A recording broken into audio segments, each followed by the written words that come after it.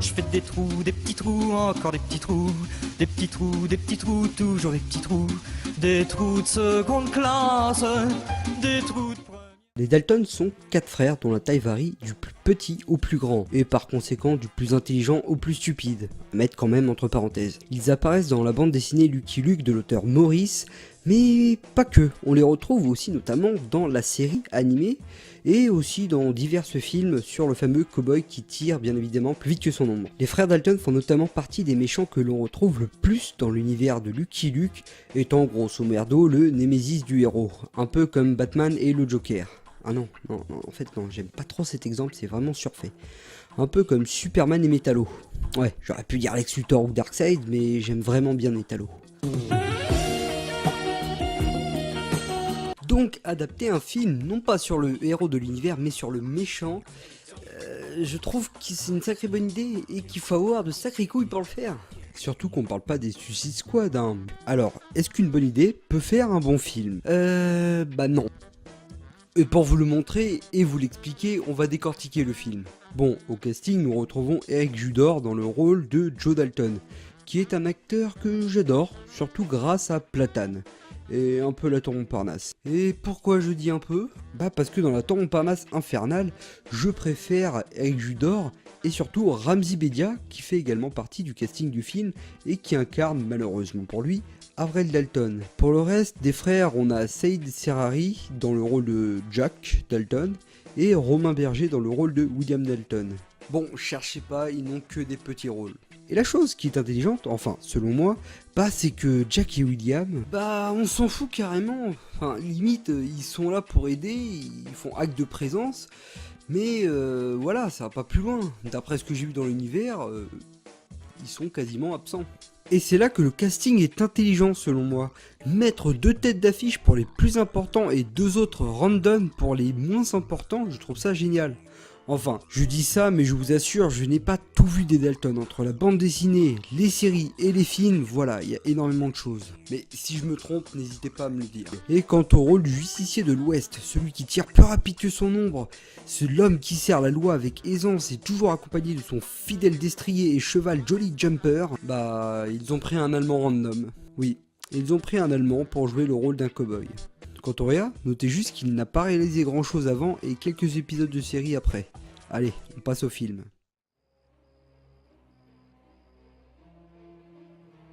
Bon, le film débute sur une attaque de diligence sur le coup très sérieuse. Et c'est après avoir volé le butin de la dite diligence qu'on s'aperçoit que c'est Ma Dalton. Alors qu'est-ce qu'on fait maintenant? Oh, je sais pas, moi. Juste le temps de braquer une banque. Encore? Ça ferait la 3e en 2 jours. Et 3 autres bonnes femmes qui sont apparemment les meilleurs 2 grands bandits de l'Ouest. Et des vrais. Donc, on reprend sur la vieille bicoque de Ma Dalton qui ressemble à celle de la bande dessinée. Jusque là, pas de problème.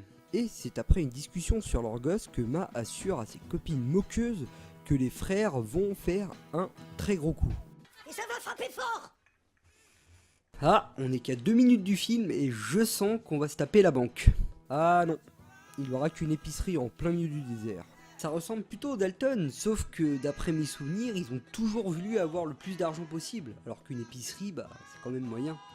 Enfin bref, après une scène entre les frères et l'épicier, la cavalerie arrive pour demander une destination auprès du vendeur, et ce qui permet de montrer un nouvel échec des Dalton. Bon, je mets en pause là pour vous montrer le premier problème. Combien vous m'avez dit? 5,95. Quelqu'un a de la monnaie? Vous avez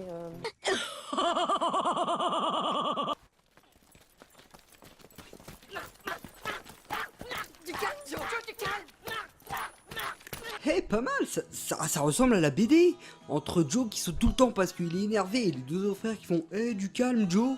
Franchement, ça se voit qu'à l'AREA, ils ont lu les bandes dessinées. Donc la petite famille se réunit dans le saloon où Ma demande à ses fils de braquer la banque, ce qu'ils vont de ce pas faire. C'est pour vous dire, mes amis, qu'il n'est pas prêt d'arriver celui qui défiera la gueule Citibank. Quoi? On n'est jamais à l'abri de 2 ou 3 abrutis.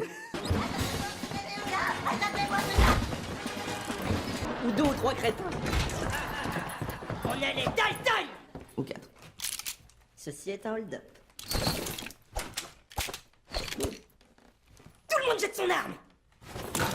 Et ce qui nous donne un braquage foiré d'une banque qui vient d'ouvrir et aussi un faux raccord. 2 points sur cette scène. Bon, je ne veux pas crier au scandale, mais mettre une arme à des personnes de couleur dans une époque d'esclavagisme, c'est assez moyen quand même.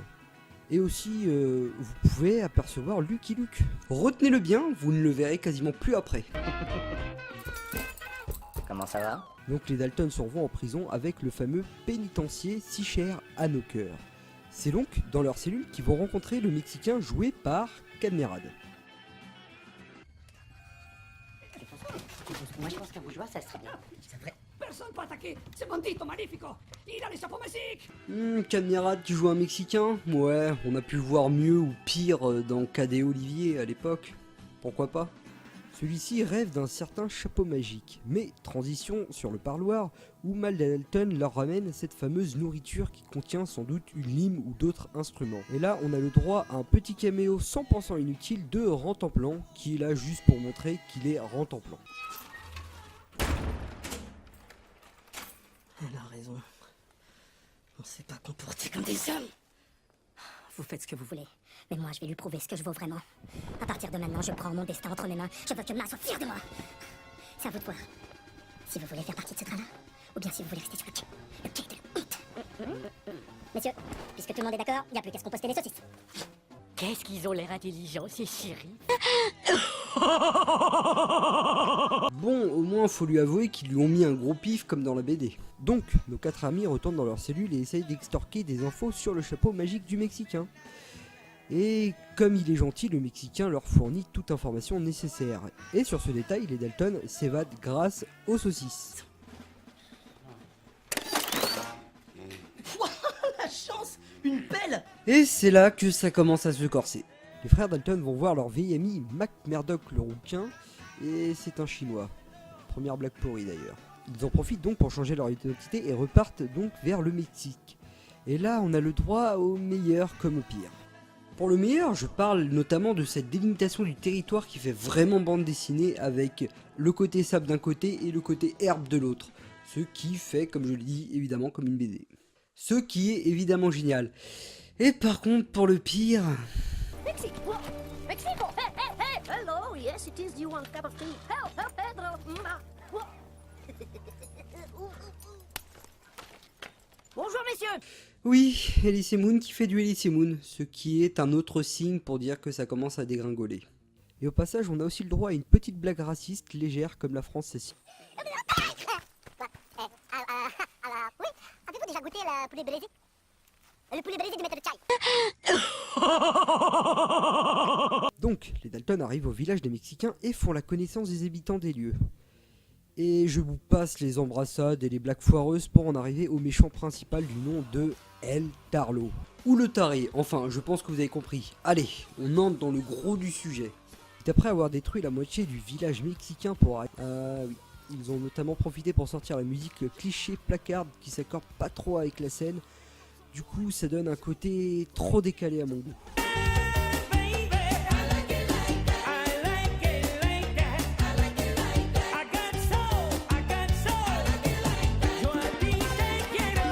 Les Dalton se décident donc d'élaborer une stratégie. Ce qui n'est pas trop tôt, parce que même s'ils foirent tout le temps, je vous rappelle que les Dalton c'est quand même des grands stratèges. Oui, il suffit de regarder la BD, vous voyez que les mecs ils élaborent des plans assez difficiles quoi.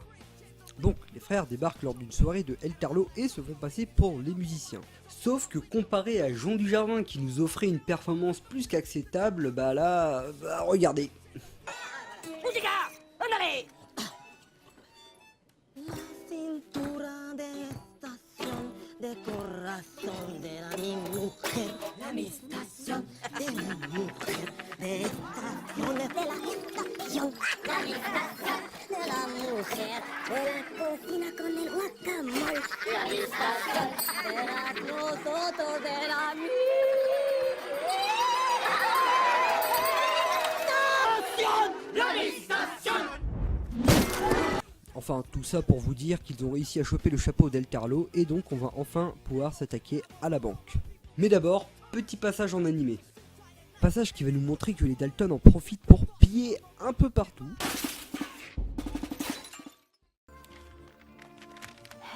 Eh ben, les prix grimpent. Regarde, Jolly Jumper.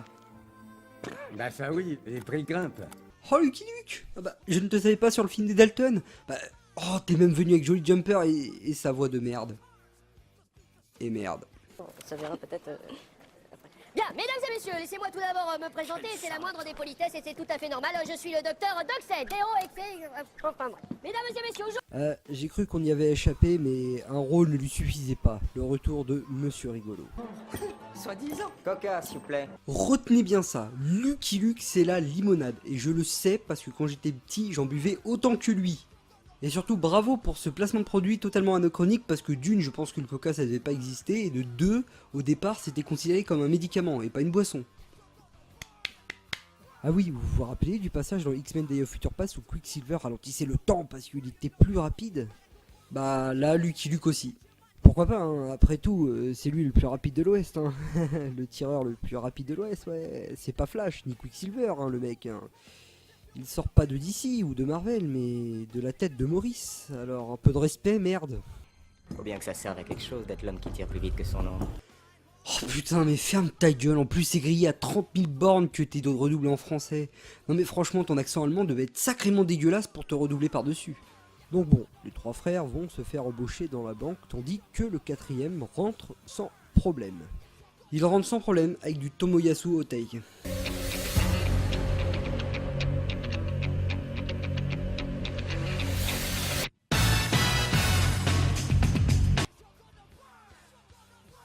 Ce qui me pose un énorme problème par contre, c'est que 1, c'est pas Kill Bill, et de 2, il ne sert à rien puisqu'elle est là que pour 4-5 secondes pour enfin passer à Peter Gunn des Blues Brothers.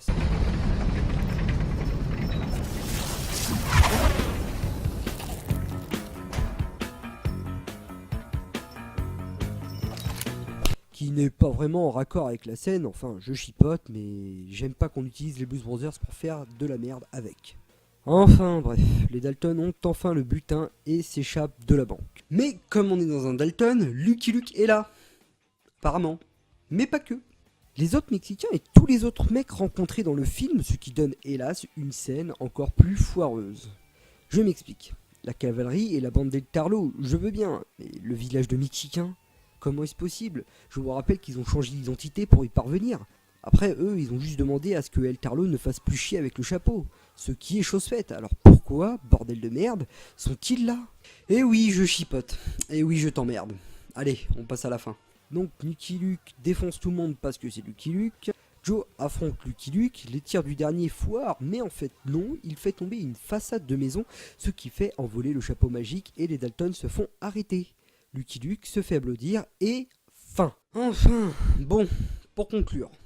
Les points forts, bonne utilisation des décors et certains éléments de la bande dessinée, et aussi quelques personnages bien retranscrits. Voilà pour les points forts. Maintenant, pour les points faibles. La musique qui passe d'un classique western à une musique de japonais en colère, check. Joe qui fait la même taille que ses frères, check.